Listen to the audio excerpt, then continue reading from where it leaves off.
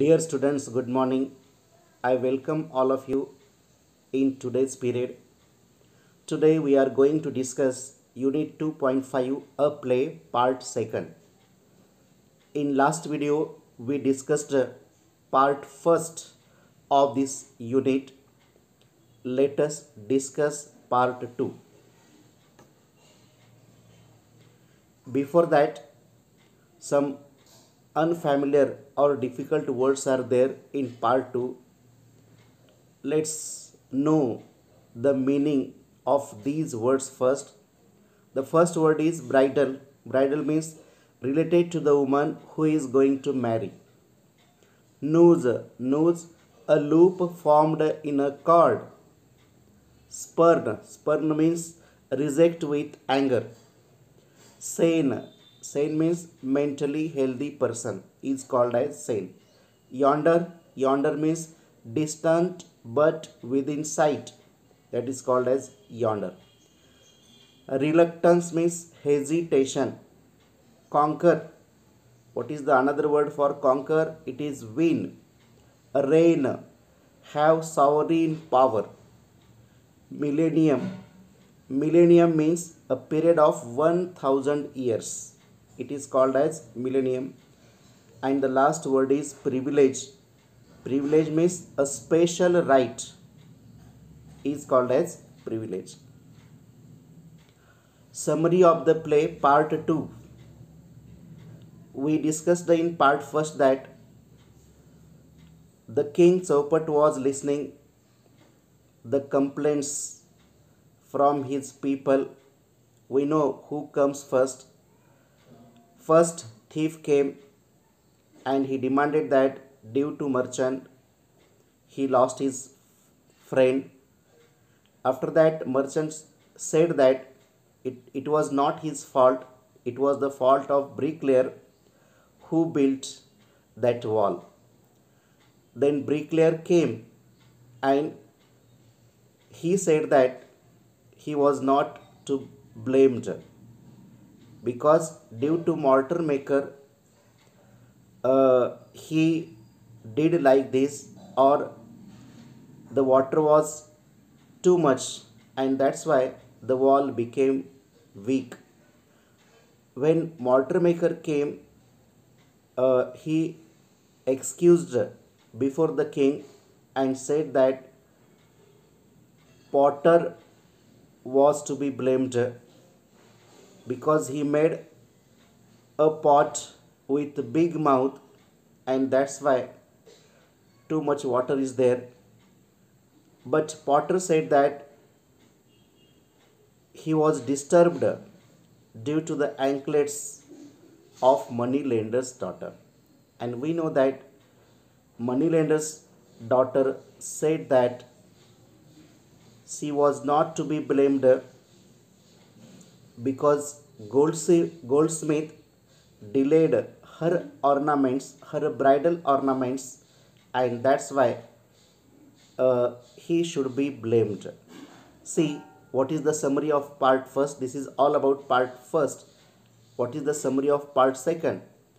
When the money lender's daughter tells the king that it is the fault of goldsmith who delays her bridal ornaments, then the king orders his guards to hang the goldsmith. After some time, hangman returns with the goldsmith and tells the king that the noose does not fit his neck. Without thinking anything, the king commands to hang the person whom the noose fits, and it fits the disciple. Then the sage appears before the court and requests that he should be hanged in place of his disciple, as the person who will be hanged on that day will become the next great king. And the king believes the sage's words and orders that he himself should be hanged. This is the short summary of part 2. Let us discuss part 2 in detail. Characters in the play part 2, we know that King Chaupat is there who is sitting on the throne. Then in part second, goldsmith comes and says that, O noble king, I beg of you, how can you give me such a harsh sentence? I was merely following your orders to the letter. You commanded me to set aside all my work and get the queen's ornaments ready before her highness's birthday. Highness means actually it is a title used to address a royal person. So there has been a delay in making this lady's bridal ornaments. In the name of justice, your highness, pardon me, spare my life. I was just following your highness's orders. He requests the king that it is not his fault. He was working according to the orders given by the royal family. Royal family needs urgent ornaments, and that's why he delays the bridal ornaments to the money lender's daughter, and that's why he says that to forgive him. Then king says, not another word, your excuse does not hold good. Take the goldsmith away to the gallows and hang him at once. But the king is not ready to listen. He orders his soldiers to hang the goldsmith. Then goldsmith, have mercy, O generous king. I fall at thy feet. Thy means your feet. Please forgive me. Just once, this time, let me live. I have. He demands his life. He demands forgiveness from the king. But the king says that none of this anymore. Take him away at once. Let him hang to death. And in this way, two guards drag the wailing goldsmith away. Courtiers and others whisper to one another out of shock. Whisper means to talk in a low voice. Soon the guards return with the goldsmith and the hangman. Then who comes there? Hangman comes. King says, what? Why have you not carried out my orders?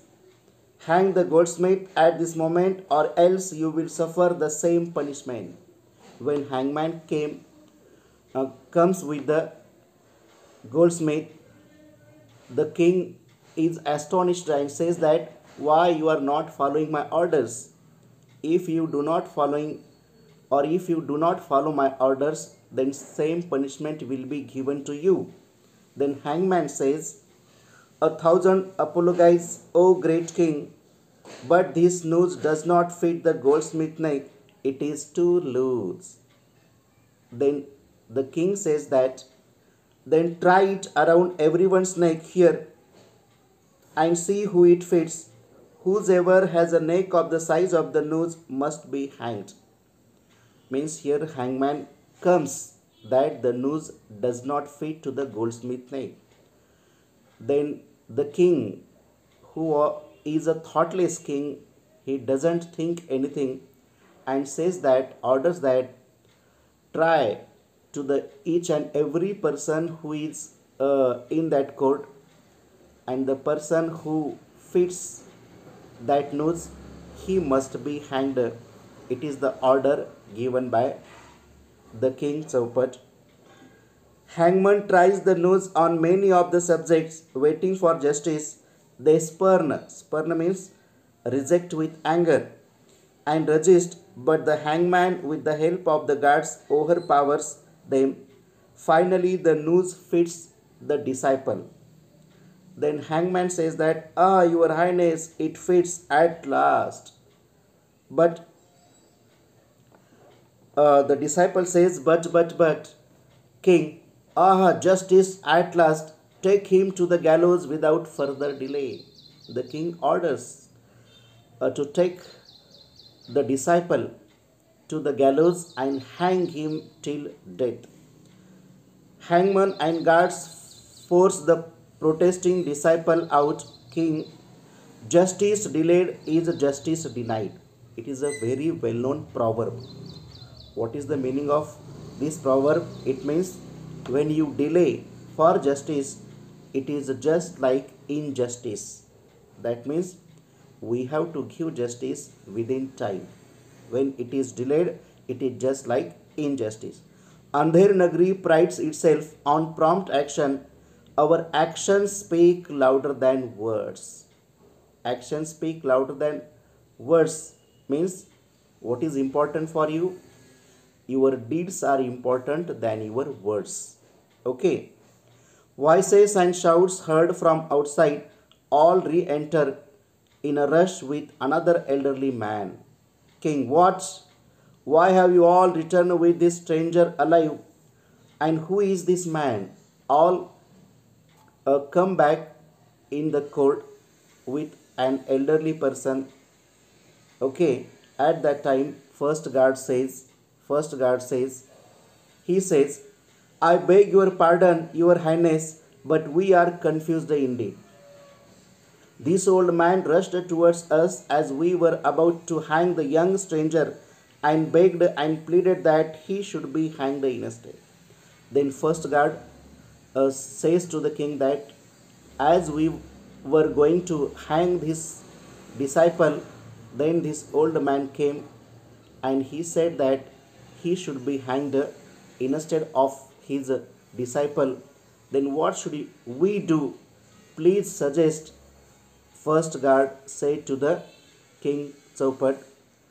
Then comes the second guard and he says that at first we thought the old man had lost his mental balance. What sane? Sane means mentally healthy person. Man would wish to suffer such a drastic death willingly. Then again first guard says that, but this young man says that he is a wise and learned sage from the forest yonder, and he himself was this man's disciple. What happened at the gallows, that has been all described by the guards. Then who comes next? Then comes sage. A wise person comes, wise old man comes there, and he says that, O noble king, you are most generous. Be kind and allow me to be hanged in place of my disciple, I beg of you. He begs before the king to hang him instead of that stranger, instead of his disciple. But king was astonished and he said that, what a strange appeal! And why does such a wise and holy man wish to obstruct the course of justice? May I ask why you are disturbing us? Why you want to stop the course of justice? Let me know. Then sage says that, your majesty, the truth is, no, I cannot say it. Actually the truth is that, but I don't want to tell you. Then again king says, I demand an explanation, or I shall not have you hanged in place of your disciple. Tell me what is the truth, otherwise I won't be hanged to you, he says. Then says that, you see, it has been predicted by the great prophets. Prophet means person who divines the future. No, I shouldn't say this. Then again the king becomes angry. Speak out at once, or your disciple will be hanged. Speak out what you want, otherwise your disciple will be hanged. He says like this. Then at last the sage tells the truth. Actually it is not truth, but according to him it is truth. The great prophets have foretold that the one who will be hanged on this day in this kingdom shall become the next king and conquer many more nations. I want to become the next great king, your majesty, and reign over a greater country. I will go down in history as a famous royal monarch. The future generations will read about me and my greatness for millenniums to come. I shall never earn that fame if I remain a recluse, a sage. So do grant me this favor, O king, let me die at the gallows today. Actually, the sage says that the prophet has foretold that whoever hanged on this day will become the next king of that kingdom. And that's why he is demanding to hang him instead of his disciple. He wants to become the next king of that kingdom. And then king thinks for a while and he says that, the next king, and this kingdom will expand, glory for millenniums to come. Why no one but I should be entitled to this privilege? Guards, the king orders, guards, take me to the gallows and hang me at once without any delay. Hurry up, don't waste time. What a wonderful fate in my next life. A king once again. Goodbye, word, see you again. In this way, the play ends. Actually, it is a satire. Means how the foolish and thoughtless king rules over that kingdom that has been described here in this play. Okay, have you understood? Now let us watch a very nice video on part 2. A picture video is there. Let us watch part 2. Children, let's read the second part of play. Oh, noble king, I beg of you, how can you give me such a harsh sentence? I was merely following your orders to the letter. You commanded me to set aside all my work and get the queen's ornaments ready before her highness's birthday. So there has been a delay in making this lady's bridal ornaments. In the name of justice, your highness, pardon me. Spare my life. I was just following your highness's orders. Not another word. Your excuse does not hold good. Take the goldsmith away to the gallows and hang him at once. Have mercy, O generous king. I fall at thy feet. Please forgive me justice once this time. Let me live. I have none of this anymore. Take him away at once. Let him hang to death. What? Why have you not carried out my orders? Hang the goldsmith at this moment, or else you will suffer the same punishment. 1,000 apologies, O great king, but this noose does not fit the goldsmith's neck. It is too loose. Then try it around everyone's neck here and see who it fits. Whosoever has a neck of the size of the noose must be hanged.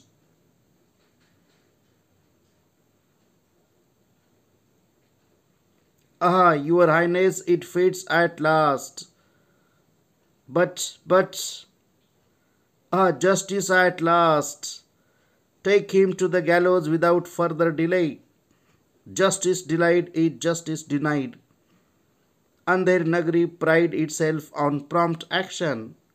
Our actions speak louder than words. What? Why have you all returned with this stranger alive? And who is this man? I beg your pardon, your highness, but we are confused indeed. This old man rushed towards us as we were about to hang the young stranger and begged and pleaded that he should be hanged instead. At first we thought the old man had lost his mental balance. What sane man would wish to suffer such a drastic death willingly? But this young man says that he is a wise and learned sage from the forest yonder, and he himself was this man's disciple. O noble king, you are most generous. Be kind and allow me to be hanged in place of my disciple. I beg of you. What a strange appeal! And why does such a wise and holy man wish to obstruct the course of justice? May I ask? Your Majesty, the truth is no, I cannot say it. I demand an explanation, or I shall not have you hanged in place of your disciple. You see, it has been predicted by the great prophets. No, I shouldn't say this. Speak out at once, or your disciple will be hanged. The great prophets have foretold that the one who will be hanged on this day in this kingdom shall shall become the next king and conquer many more nations.